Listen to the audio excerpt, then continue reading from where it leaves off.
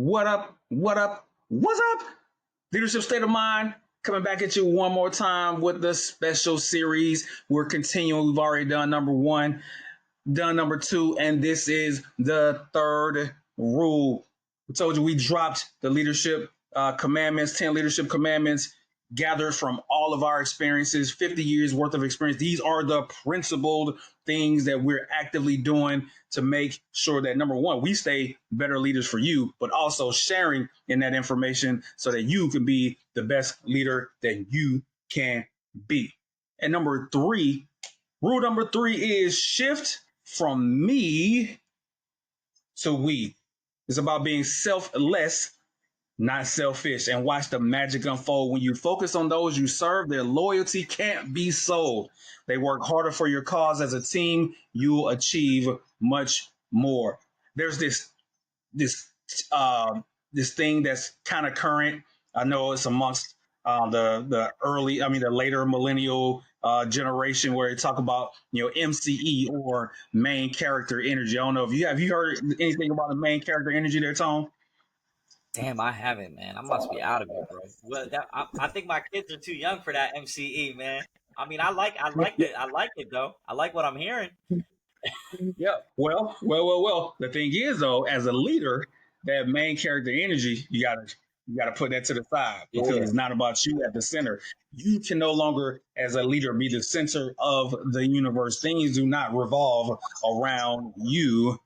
You have to move yourself out of the center and put the people that you lead in the center. They are the main character. They are the ones that make the difference. So we have to not get in our head, think about what affects us, and think about our livelihoods. We have to put the team first. We have to prioritize their wants, their needs over our individual desires, because that's what it means to be a leader, because they deserve a leader that's going to serve them. And in service, that means that you have to put them first. So rule number three, shifts from me to we. And why is it so important? Because when your team understands that you're genuinely interested in their well-being, they're going to feel more secure. They're going to feel more value. And they're going to feel more motivated.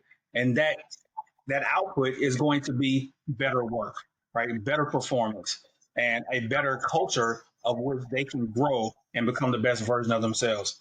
And the number one way, the step one of doing that is just being an active listener. One of the things that is very unique is that in the word listen, LISTEN, if you take those words and wrap them around and put them another way, they also form SILENT, silent. That's not an accident. That listen and silent have the same words, because a lot of times you just, as listening, it's not about what you think. It's not about your perspective. None of that matters when they are talking, when they're communicating to you. That's what it means to be an active listener. Be silent, listen for understanding, not for rebuttal. A lot of times as a leader, we want to get things done kind of quickly. We want to kind of get on to the next thing, and we overlook these very interesting interactions that could buy us so much in terms of building a connection, a lasting connection, with our people. But no, step number one is being that active listener. Yeah. So on my desk, right on my calendar, for every conversation that I have a simple term written: 2 ears, 1 mouth. Listen twice as much as you talk.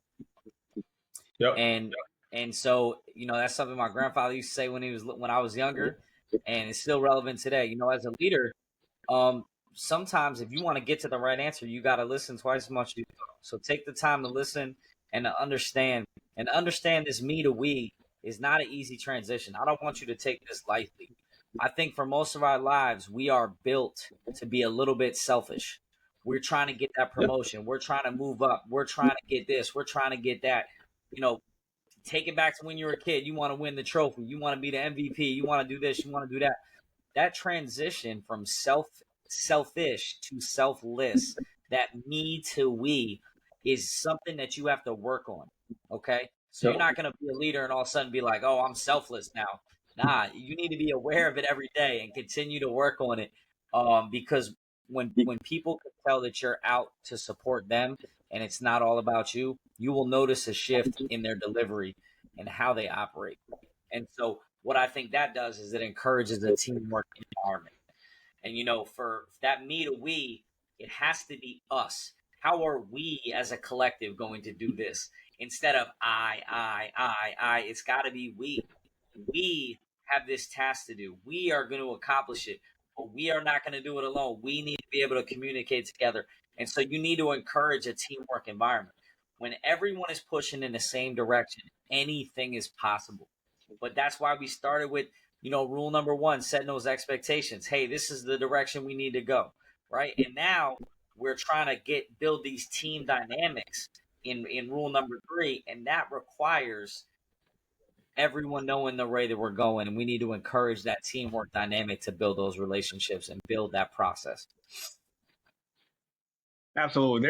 There's one hill that I will. There's multiple hills I'm willing to die on, but this one hill I'm absolutely willing to die on is that anytime I go into a Chiefs mess or anything like that, where I am the CMC, I'm the leader. One of the things I talk about is that my 27, almost 28 years worth of experience are irrelevant as it pertains and goes up against the collective 400 to 500 years worth of experience that exists within our team.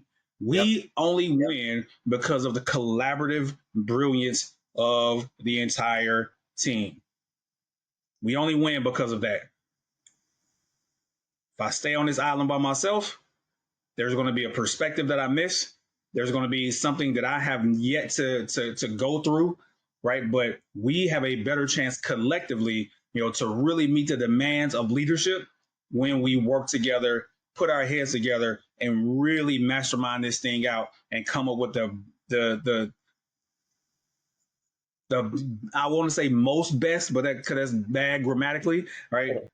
But that's what I mean, because there's no perfect solution, right? You make a decision, you make it better, right? But you try to get to as close as you can to perfect as you can, but you only are able to do that when you bring everybody's perspective into the picture. Yep. Yeah. And then once you bring everyone into it, and once you have your team together, make sure you take the time to recognize everyone's contributions. Everyone plays a role. Yep. The story I always tell for those that don't have the privilege to work on submarines is, we have cooks that cook 3 meals a day, every single day, right? And they'll sometimes they'll be like, man, I'm just a cook. I'm like, man, you are the heartbeat of this command and organization. Like, if people are getting off watch or they're about to go take on another shift and the food is good and they get off a shift and they're ready and the food is great, man, like you make everything run. And so recognize the individual contributions of everyone. It is important. Everyone has a role and everyone has a job, and no one does it on their own. And so as we kind of wrap up me to we, make sure we take the time to recognize everyone, because everyone is helping the team grow.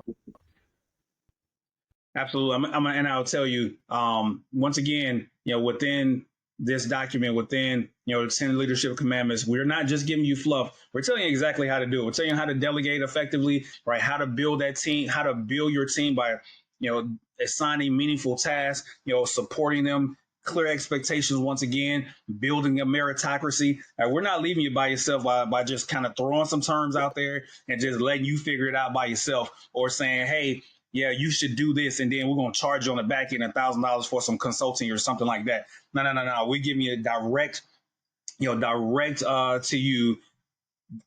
Tony said it earlier. There's nothing like this that's out there right now in terms of leadership. You're going to go and find, a bunch of stuff that's got, they're trying to fill the pages. They're trying to give you a story for this, a story for that, this anecdote for this, and, talking around it. We ain't talking around nothing. Nope. Hey, this is what's important. This is the application, and this is how you implement it, right? So You're not going to waste your time when you download this document. I'm telling you, it is going to serve you, and it's going to be something that you'll keep with you, whether you keep it on your phone as a ready reference or keep it on your desk, kind of marking it up, and just to continue to refresh yourself. So go ahead. We have that download right here, and in the comments, please. It's free for right now. It's free right now. Go ahead and jump out there and grab yours today. 10 leadership commandments. And with that, leadership state of mind. We out.